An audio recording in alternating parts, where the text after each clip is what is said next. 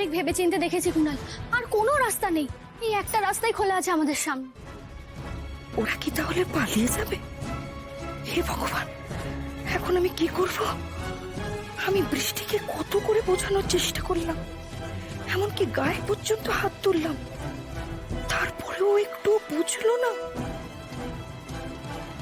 ও আমাদের কথা একবারও ভাবলো না, এমনকি শুভর কথাটাও ভুলে গেল।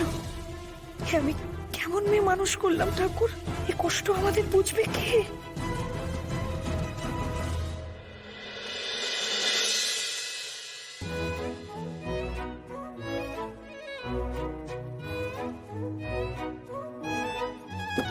আসুন ম্যাডাম।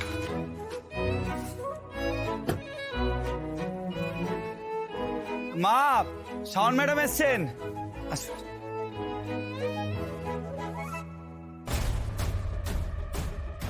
শাওন মা, তুমি এ বাড়িতে এসেছো, আমার খুব ভালো লেগেছে। আমারও আপনাদের এখানে এলে খুব ভালো লাগে। আপনাদের সাথে দেখা হলে, কথা হলে আমার মন ভালো হয়ে যায়। ওই জন্যই তো বলছি, তোমার যখন ইচ্ছে তুমি তখন এ বাড়িতে চলে আসবে, আর তোমার যতক্ষণ ইচ্ছে তুমি ততক্ষণ এ বাড়িতে থাকবে। মা, ম্যাডামকে এই কথা বলো না। ম্যাডাম তাহলে এখানেই থেকে যাবে। কেন? আমি এখানে আসলে তোমার কি অসুবিধা হচ্ছে? আর যদি তোমার কোনো আপত্তি থেকেও থাকে, আমার কিচ্ছু যায় আসে না। আমাকে কাকিমা এখানে আসার ছাড়পত্র দিয়ে দিয়েছে। ব্যাস হয়ে গেল। ম্যাডাম, আপনি এখানে কি করতে এসেছেন জানেন তো? মা, ম্যাডাম এখানে পড়াশোনা করতে এসেছে।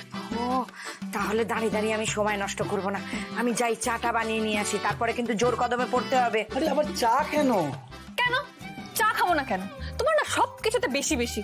কাকিমা, আমার চা খেতে খুব ইচ্ছা করছে, আপনি এ বানিয়ে আনুন। আর বৃষ্টি কোথায়? এই তো আমি।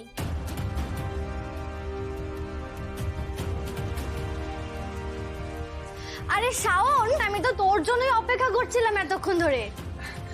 মা, তাড়াতাড়ি একটু চাটা করে নিয়ে এসো না। হ্যাঁ, যাই।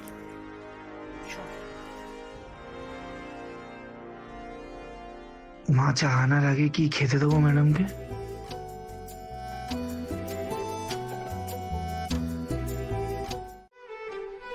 ওহো, এখানে তো দুটো আছে, আমি একটা খাই। এনে বৃষ্টি, তুই একটা খা। না না, আমি এখন খাবো না। আচ্ছা, আমাকে দিন, আমি একটা খেয়ে নিচ্ছি, আমারও খুব খিদে পেয়েছে।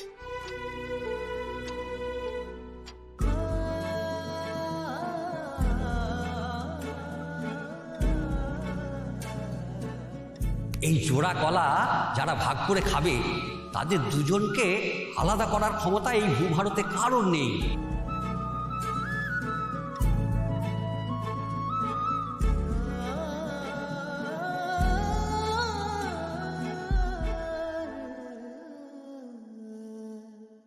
ওই তো, ওই তো শুভ চলে এসেছে। এবার এসে ঘরটা দেখবে, আর দেখেই বুঝতে পারবে যে আমি ঘরটা কি সুন্দর করে সাজিয়েছি। তার মানে ওর সাথে আমি খুব ভালো করে সংসার করতে পারবো, আর এটাও বুঝবে যে ওকে আমি ঠিক কতটা ভালোবাসি। তারপর শুভ নিজে থেকেই আমাকে বিয়ের প্রস্তাব দেবে। উফ, আমি তো ভাবতেই পারছি না যে আমি শুভর নামে চওড়া করে সিঁড়িতে সিঁদুর পরবো। ঠাকুর, ঠাকুর ডেকে নিও প্লিজ, আমি চললাম।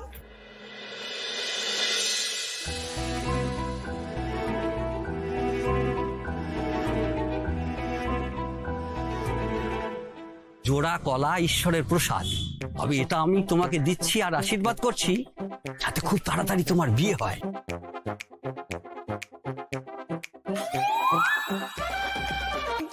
বলছি, ওখানে ওখানে যে জোড়া কলাটা রাখা ছিল সেটা তোমরা খাচ্ছ? মানে মানে মানে কেন খাচ্ছ? ওটা কেন খাচ্ছ তোমরা? শিখুন না, কলা তো খাওয়ারই জিনিস, খিদে পেলে খাবো না। বাড়িতে তো কেউ সাজিয়ে রাখে না কলা, তাই না? আমি জানি, কিন্তু ওটাই কেন খাচ্ছ তোমরা? কলায় তো কারো নাম লেখা থাকে না, তুমি কি এটাই খেতে চাইছিলে নাকি? আর চিন্তা করো না, শুভ তোমার জন্য এক কাটি কলা এনে দেবে। হ্যাঁ শিখুন না, তুমি কি কলা খাবে বলো? কাঁঠালি, মর্তমান, সিঙ্গাপুরি, তুমি যেটা চাইবে আমি সেটাই খাবো। আরে দূর দূর, এক গাদি কেন 5 গাদি কলা এনে দিল, আমি ওটা খেতে চাই না, আমি ওই কলাটাই চাই, আমার ওই কলাটাই লাগবে। যাক কলা, মানে ওই কলা তুমি খাবে কি করে শিপন? ওটা তখন আমাদের দুজনের পেটে। হ্যাঁ, ক্লান্ত হয়ে গেলে এখানে এসে একটু বসে রে বাবা। কেন মিথ্যে বলার চেষ্টা করছো মা? আমি খুব ভালো মতন জানি অনেক কাজ করার পর তুমি যখন ক্লান্ত থাকো তখন কেমন থাকো, আর কোনো কিছু নিয়ে চিন্তা করলে তুমি কেমন থাকো। আমাকে না অত সহজে তুমি ফাঁকি দিতে পারবে না। বৃষ্টিকে নিয়ে চিন্তা করছো তো?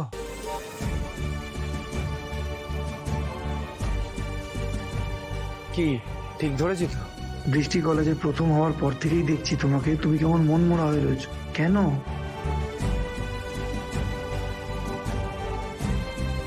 তোকে কি বলি বলতো বাবা? দেখো মা, আমরা তো সবাই প্রার্থনা করেছিলাম যে বৃষ্টি যেন ভালো করে পড়াশোনা করে ভালো রেজাল্ট করে, আর বৃষ্টি তো আমাদের সবার ইচ্ছে পূরণ করেছে বল। আর আমি তো বৃষ্টিকে কথা দিয়েছি মা যে বৃষ্টিকে এর থেকেও ভালো কলেজে পড়ো।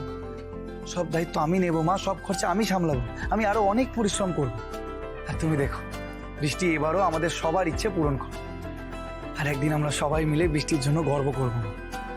সব দায়িত্ব তো আমি নিয়েছি, তুমি কেন চিন্তা করছো? বৃষ্টিকে নিয়ে আমার যতটা চিন্তা, তার থেকে বেশি চিন্তা আমার তোকে নিয়ে। তুই তোর বোনকে নিয়ে যা স্বপ্ন দেখেছিস, যদি সেটা না হয় তাহলে তুই কতটা কষ্ট পাবি বলতো।